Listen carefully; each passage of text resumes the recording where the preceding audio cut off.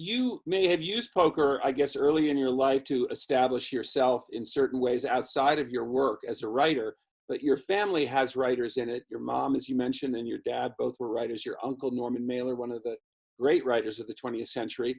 And you had a level at which you were committed to this early. I know, I was there. I saw you beginning at the beginning of all of this.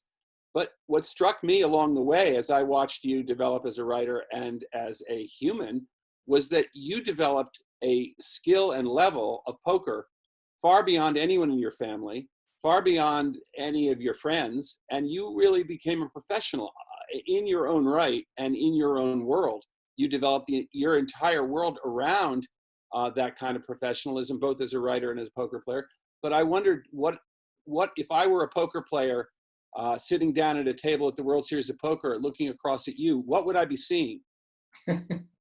Well, right now, you'd be seeing an aging, you'd be seeing a player who, senior players on the poker tour are sort of looked at with some contempt because their assumptions made, mostly correct, that they came up a certain way and that they even if they might have been outstanding players at one point, the game has progressed so much that they've been left in the dust.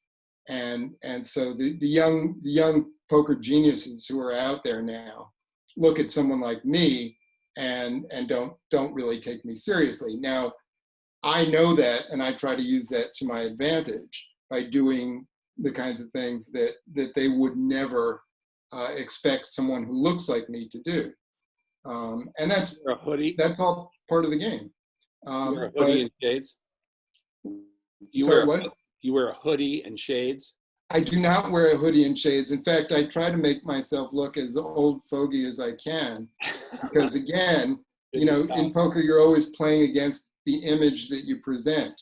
So I want to present an image of being a guy who probably isn't that good, because that'll work to my advantage.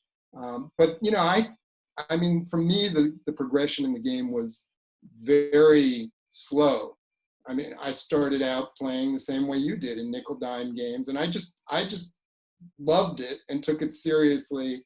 And by the time I was a working journalist, I wanted to find out more about the professional players. So I went out to Vegas to write stories about them. And at that time, the learning curve in poker was very slow. And so I, learned at a very slow rate. That once the internet came into being, that rate progressed. And that's why you now see, kids in their early 20s who are just poker wizards because they've been able to accelerate the learning curve.